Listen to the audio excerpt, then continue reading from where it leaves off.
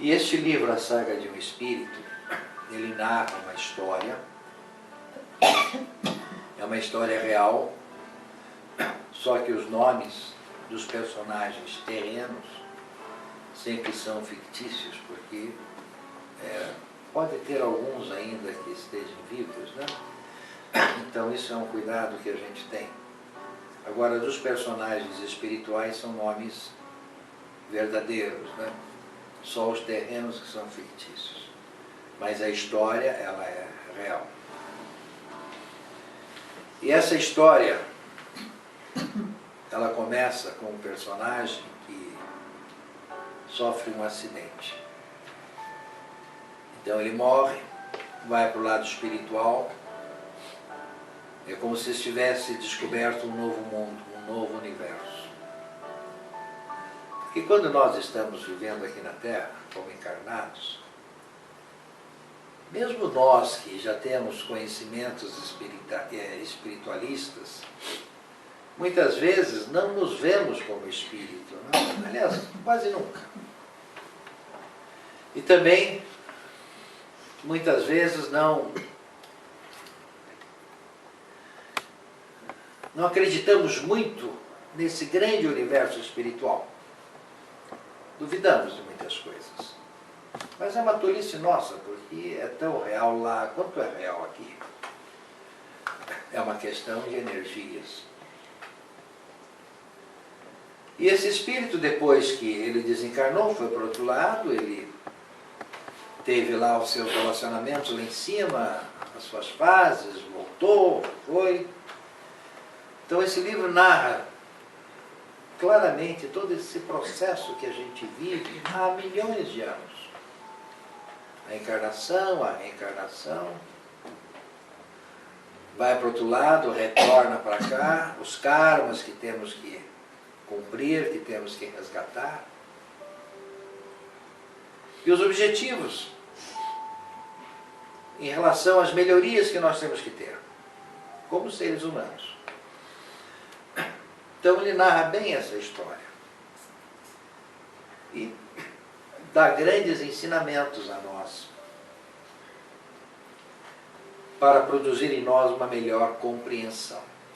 Então a palestra de hoje vai ser sobre todas essas questões que muitas vezes nós evitamos de conversar, que é sobre a morte.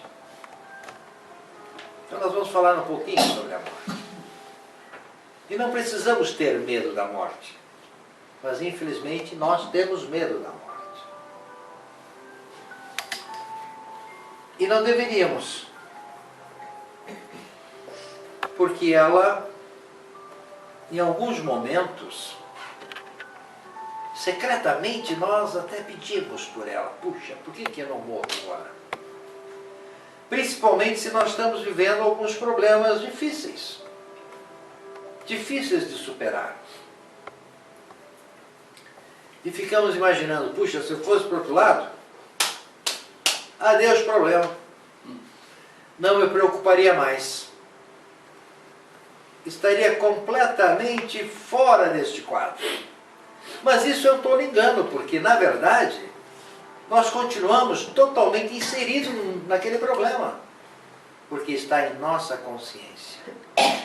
Enquanto nós não conseguirmos aceitar o princípio de que o espírito é energia, a alma é energia, e dentro dessa energia nós temos a essência primeira que vem de Deus, nós somos espíritos. Se aceitarmos essa ideia de que somos espíritos e que a nossa própria energia é a nossa própria consciência, estejamos aonde nós estivermos, seja na Terra, seja em Vênus, seja na Lua, onde for, os problemas estão em nós, porque estão em nossa consciência. E ao compreendermos isto, é claro que vamos procurar, em nossa vida terrena, resolver as nossas questões, as nossas pendengas, os nossos atritos dentro das nossas relações humanas. Porque se estamos aqui nesta vida, é porque temos ainda muita coisa para cumprir, muita coisa para fazer.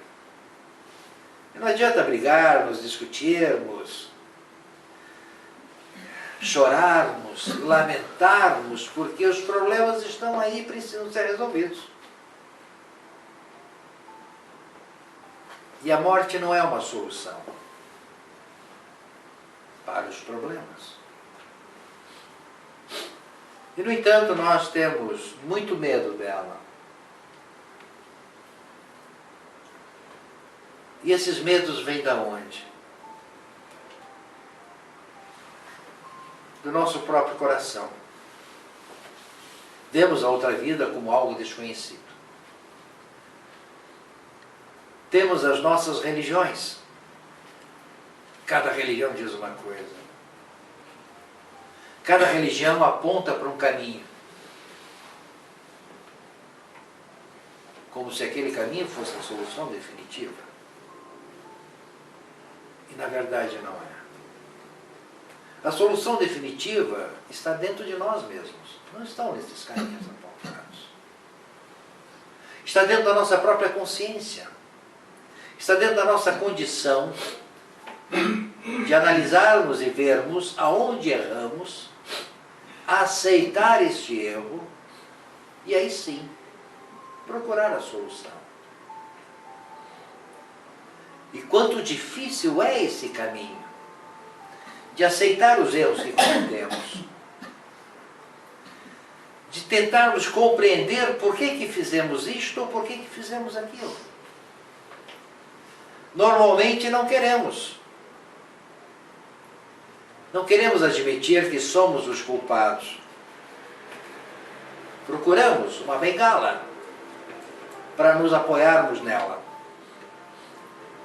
Só que na maioria das vezes não encontramos essa bengala. E vamos levando os nossos tombos. E não queremos nos modificar. Se tivermos que pedir perdão por alguma coisa, quão difícil é. O nosso orgulho não deixa. E ao nos prendermos nesses sentimentos, que eu os chamo de sentimentos tão negativos, nós vamos nos perdendo ainda mais em nosso caminho.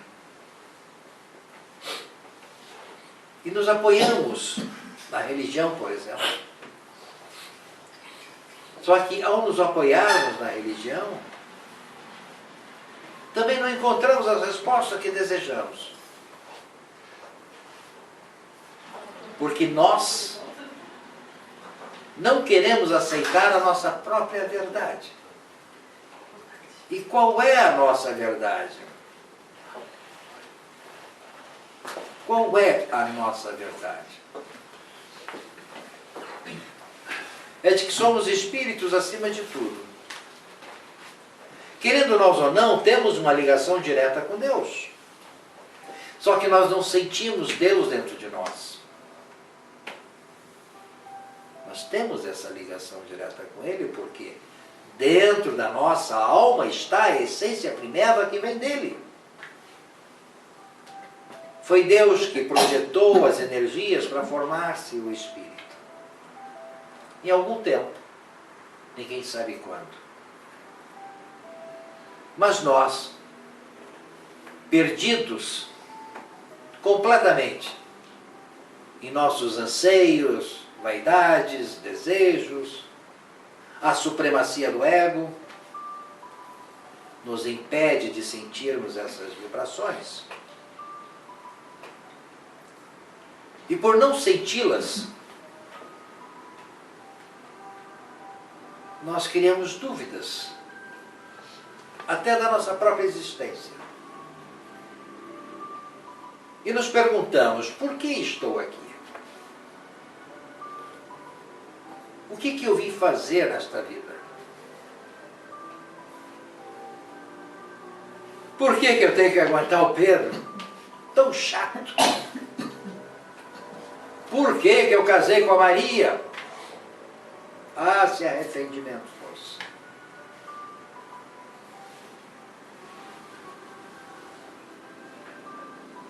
Porque eu fiz o que eu fiz.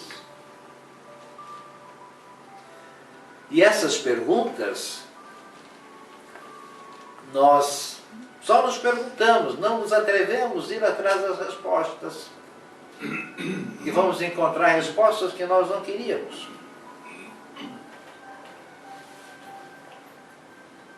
E estas respostas poderiam nos trazer uma grande luz, a luz da verdade. Mas nos recusamos. Preferimos, muitas vezes, fazer promessas, pedir, orar. Mas muitas vezes também não agradecemos aquilo que ganhamos. Mas estamos ali, somos persistentes. Queremos a salvação. Mas por que nós queremos a salvação? Porque uma religião diz que podemos ir para o inferno, porque a outra estaremos no purgatório. E como nós não sabemos como são essas coisas, na verdade o nosso espírito sabe, mas quando está dentro do corpo físico, no seu processo encarnatório, há um desligamento grande da própria consciência, para que possamos resgatar os nossos karmas e fazermos o que temos que fazer. Mas o medo nos impede de compreendermos. E aí, nós procuramos soluções alternativas. Ah, vou jogar o João pela janela. Vou mandar a Maria pro raio que eu esparto. Só que essas soluções estão só em nossos pensamentos, porque não temos coragem de fazer isso. E quando fazemos, nos arrependemos amargamente. Então, já sabendo disso, preferimos não fazer. Porém,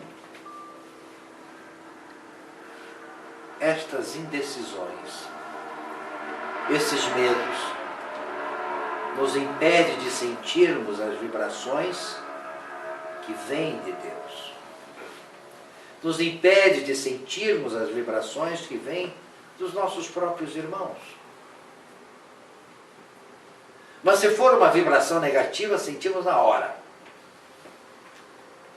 As positivas, às vezes levamos muito tempo para sentir. E essas diferenças estão todas elas ligadas ao que chamamos de sentimentos. E a morte, querendo nós ou não, ela é um processo de sentimentos. E esta grande questão, por ela ser um processo de sentimentos, o que nós fazemos com os nossos sentimentos? Hoje estamos bem, amanhã estamos mal, depois péssimos, depois eufóricos. Somos uma verdadeira gangorra. Vamos e voltamos. E nesse embalo, os nossos sentimentos vão para cima e vão para baixo. E vamos nos perdendo dentro desses caminhos, dessas subidas e descidas, porque não conseguimos nos satisfazer. Não conseguimos nos compreender. Estamos sempre, se vocês nunca perceberam, sempre, de tempos em tempos, reiniciando o caminho. Voltamos ao ponto de partida. Começamos tudo de novo.